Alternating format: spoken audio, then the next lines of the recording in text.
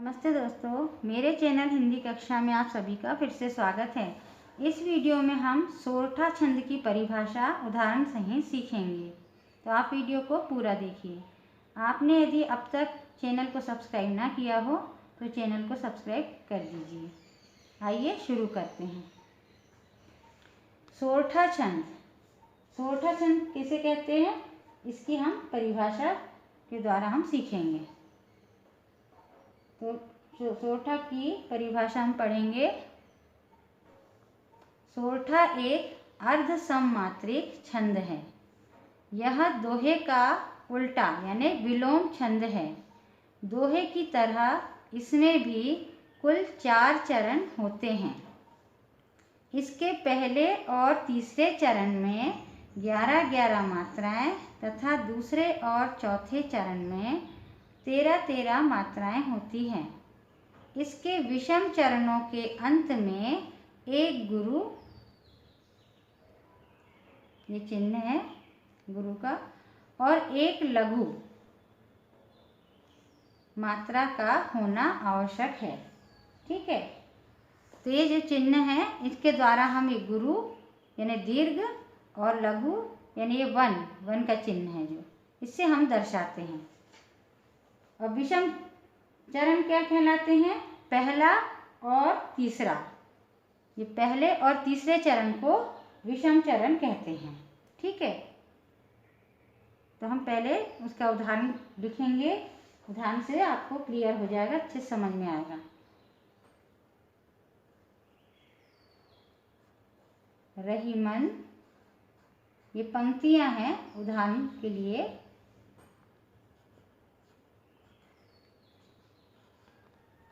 पुत्री श्याम,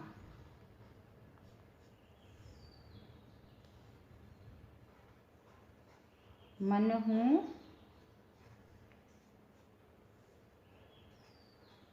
जलज,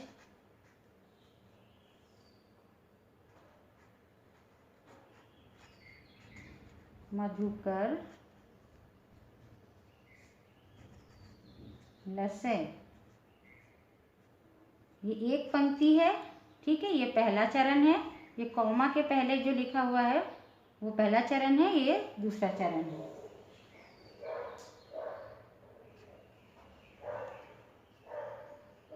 कैधो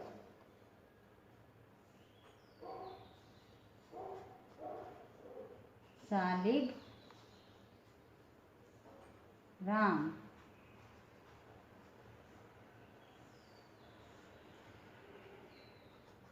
रुपए के अर्घा धरे। ठीक है, अब ये जो है तीसरा चरण है कॉमा के पहले, और ये चौथा चरण है। हम इसको एक बार पढ़ेंगे पंक्तियों को। रहीमन पुत्री श्याम, मनहु जलज मधुकर लसे, कैधो सालिग्राम, रूपे के अर्घा धरे। ठीक है, तो ये जो है पहला चरण और तीसरा, ये इसको कहेंगे विषम चरण। ये विषम चरण जो कहलाता है, तो पहला और तीसरा, और ये है दूसरा चरण और ये चौथा चरण, इसको सम कहेंगे। ठीक है ना, ये दोनों कहलाएंगे विषम चरण।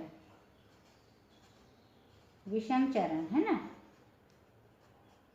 ये पहला और ये तीसरा, ये विषम चरण है, और ये है दूसरा और ये चौथा, ये है सम चरण।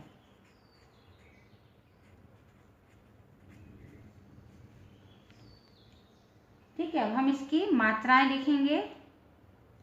मात्राएं में देखो, हमने पिछली बार आपको समझाया था कि जो छोटी की मात्रा है, छोटे ऊ की मात्रा और बिना मात्रा वाले जो हैं उसको एक गिना जाएगा, यानी लघु कहा जाएगा। ठीक है, जैसे इसको एक गिनेंगे, ये लघु है, इसको भी एक गिनेंगे, ये भी एक गिनेंगे इसे और इसको भी। ठीक है, अब ये लिखा है पुत्री, ये छोटे ऊ की मात्रा है इसलिए इसको भी लघु है, एक गिनेंगे, ता को एक गिनेंगे, और इसमें बड़ी ई की मात्रा है इसलिए इसको हम गुरु, ठीक है ना। अब ये श्याम, ये दोनों संयुक्त व्यंजन है, इसको हम गुरु गिनेंगे, यानी 2 गिनेंगे, ठीक है, इन दोनों को। माँ को 1 गिनेंगे। अब दूसरा चरण देखते हैं, मनहु, इसको हम 1 ही गिनेंगे क्योंकि इसमें मात्रा नहीं है और इसमें छोटे ऊ की मात्रा है, इसको भी 1 गिनेंगे, लघु है, बिना मात्रा वाले, इन्हें भी 1 ही गिना जाएगा, ये भी लघु मात्रा वाला बिना मात्रा वाला है। और लसे, इसको 1 गिनेंगे और ये मात्रा वाला इसलिए इसको दीर्घ गुरु गिनेंगे। अब इसमें क्या लिखा है देखिए कि सोरठा एक अर्ध सममात्रिक छंद है, यह दोहे का उल्टा यानी विलोम छंद है। दोहे की तरह इसमें भी कुल 4 चरण होते हैं, 4 चरण है, 1 2 3 4। इसके पहले और तीसरे चरण में 11-11 मात्राएं। अब ये मात्राएं हम अभी गिनेंगे तो ये इनमें होगी 11-11 मात्राएं, और दूसरे और चौथे चरण में 13-13 मात्राएं होती है, ठीक है। तो अब इसकी मात्रा हम गिनेंगे, 11 होना चाहिए पहले चरण की और दूसरे चरण की 13। 1 2 3 4 5 6 7 8 9 10 11, ये 11 मात्रा हो गई, ठीक है। इसका योग हो गया कितना, 11, ये 11 हो गई, ठीक है। अब इसको गिनेंगे दूसरे चरण को, इसमें 13 मात्रा होना चाहिए। 1 2 3 4 5 6 7 8 9 10 11 12 13, ये हो गए हैं 13। ये ऐसे है जो गुरु को 2 गिना जाता है। अब हम इसकी मात्रा गिनेंगे तीसरे चरण की, इसमें मात्रा है दोनों में, इसको दीर्घ गिना जाएगा यानी गुरु। इसमें आ की मात्रा है इसलिए इसे गुरु, और ये छोटी की मात्रा है इसलिए इसको लघु, ये भी लघु। इसमें आ की मात्रा है तो इसे गुरु और इसको लघु। अब इसमें देखिए, इसमें मात्रा है दोनों में तो दोनों को गुरु, ये भी गुरु, इसका लघु, ये गुरु, ये लघु और ये गुरु। अब हम इसे गिनेंगे, 1 2 3 4 5 6 7 8 9 10 11, ये 11 मात्रा हो गई है तीसरे चरण में भी। अब इसे गिनेंगे, 1 2 3 4 5 6 7 8 9 10 11 12 13, इसमें 13 हो गई है, ठीक है। ये सम चरण है, ये विषम चरण है। पहला और तीसरा विषम चरण कहलाता है और दूसरा और चौथा चरण जो है सम चरण कहलाता है, ठीक है। तो हम इसको एक बार फिर से पढ़ेंगे और अच्छे समझ में आ जाएगा आपको।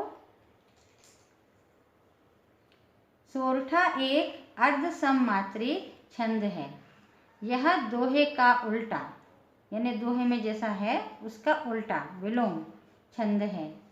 दोहे की तरह इसमें भी कुल 4 चरण होते हैं। ये दोहे का उल्टा है, ये वाला छंद कौन सा, सोरठा। इसके पहले और तीसरे चरण में 11-11 मात्राएं तथा दूसरे और चौथे चरण में 13-13 मात्राएं होती हैं। इसके विषम चरणों के अंत में एक गुरु यानी ये एस और एक लघु यानी आई 1 मात्रा का होना आवश्यक है, ठीक है। तो एक गुरु एक लघु, देखो तीसरा चरण है पहले और तीसरे चरण में, विषम चरण में। तो ये लास्ट में देखिए, एक गुरु है और एक लघु है, इसमें भी गुरु है इसमें लघु है, ठीक है। यानी पहले गुरु होना चाहिए फिर लघु, पहले और तीसरे चरण में। अब हम इसको उदाहरण को पढ़ेंगे, पंक्तियों को। रहीमन पुत्री श्याम, मनहु जलज मधुकर लसे, कैधो सालिग्राम रूपे के अर्घा धरे। ये पहला और तीसरा चरण विषम चरण कहलाता है और दूसरा और चौथा चरण समचरण कहलाता है। पहले और तीसरे चरण में 11-11 मात्राएं होती है और दूसरे और चौथे चरण में 13-13 मात्राएं होती है। तो 11 और 13 का योग है 24। वीडियो को पूरा देखने के लिए धन्यवाद। वीडियो कैसे लगी कमेंट करके ज़रूर बताइए। धन्यवाद।